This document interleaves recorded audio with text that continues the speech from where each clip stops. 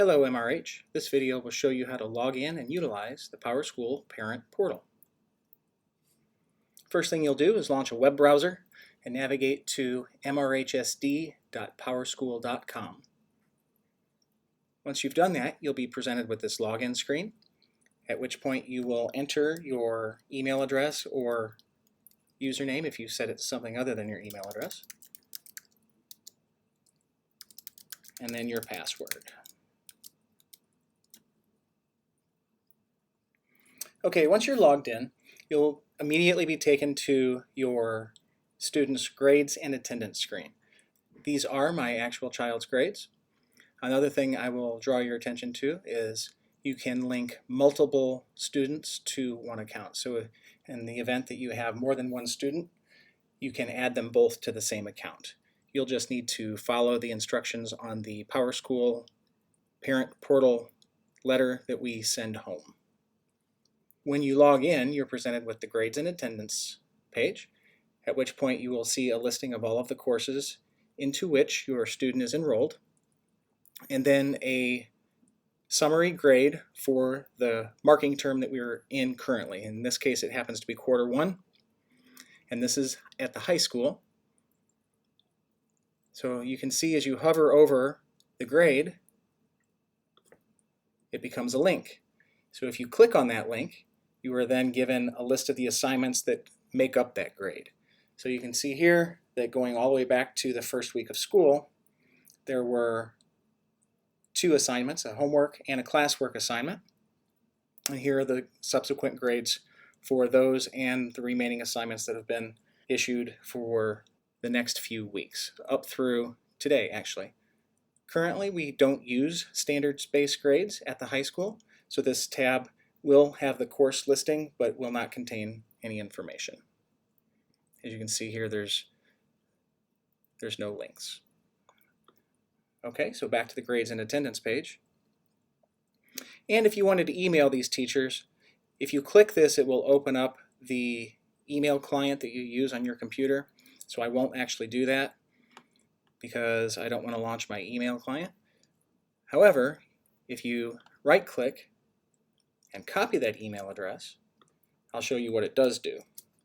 So it does give you access to the teacher's email. All of our teachers' emails are their first name dot last name at mrhschools.net. Also, at a glance, you can see the attendance.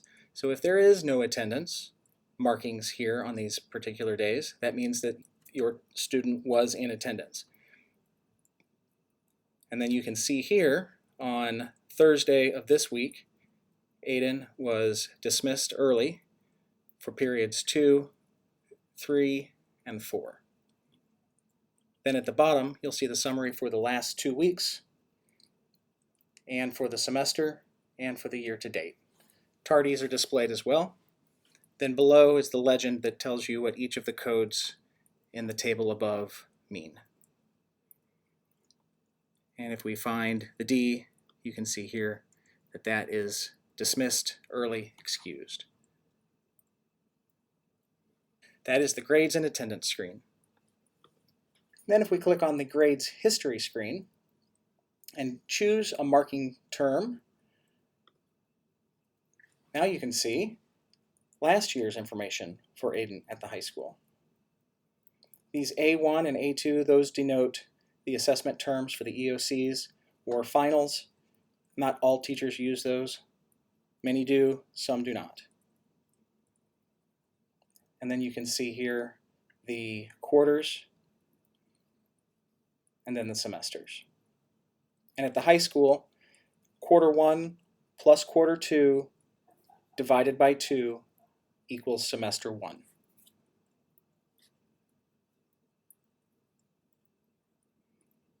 And again, we don't use the standards-based report card, so you won't see anything under the standards-based report card.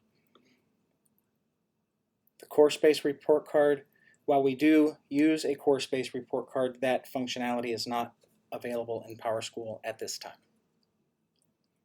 Next is attendance history. You'll remember from the grades and attendance screen, you'll see all of the same things, except for you will see all the way back to the start of the school year. and then all the way through semester 1.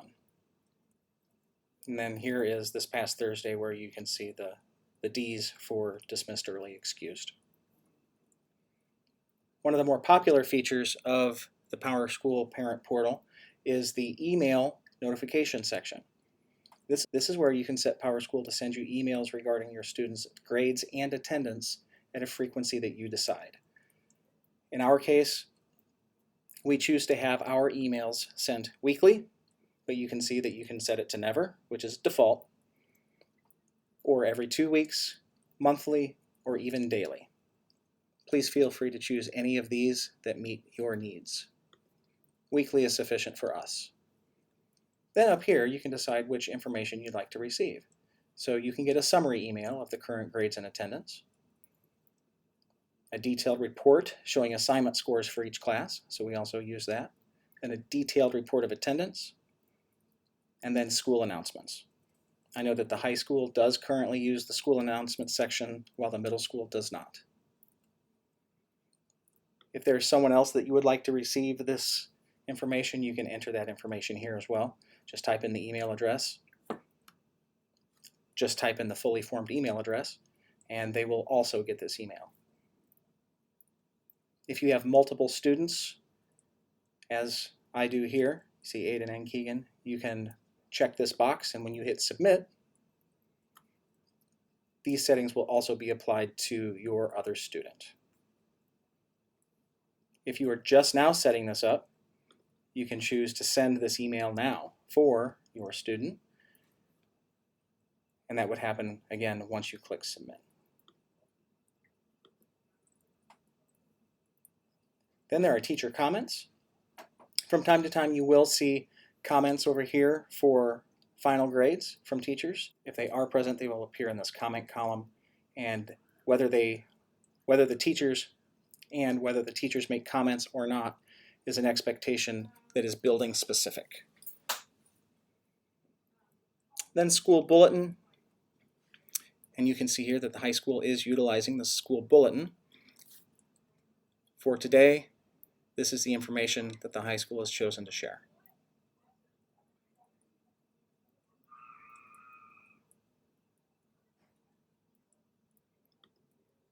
You can also step back in time and view other days' announcements as well. Now, class registration. Class registration is a tool that we use to sign students up for their coursework for the following school year. That usually happens in the spring. You can see here that these dates represent the school year that we're currently in.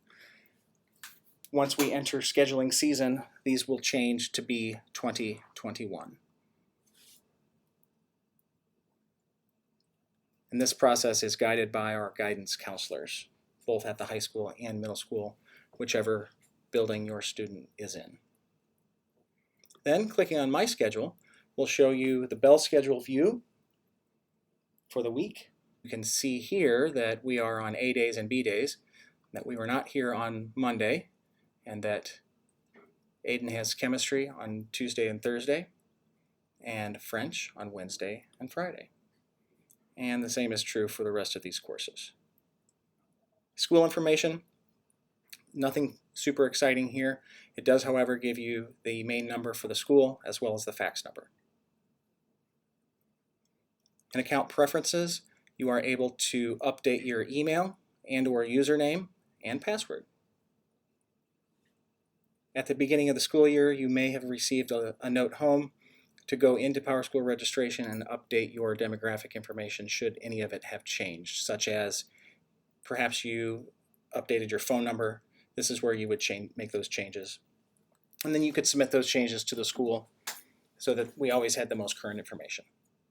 There's also a PowerSchool app that you can put on your mobile device, depending on which one of these devices you have, whether an Apple device or an Android device. Click on the appropriate store, download the app. When the app asks for a district code, this is it, XDST.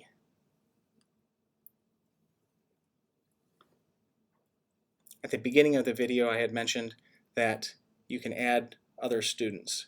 Each student gets a code assigned to them that will link them to your account.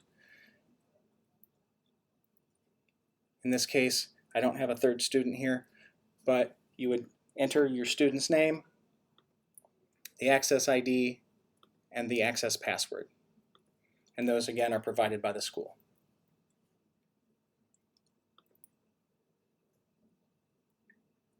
You can also choose the relationship to the child.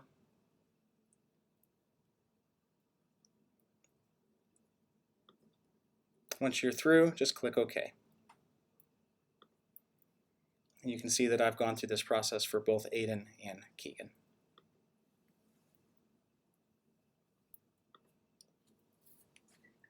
That's all there is to the PowerSchool Parent Portal. If you have any questions, please don't hesitate to ask.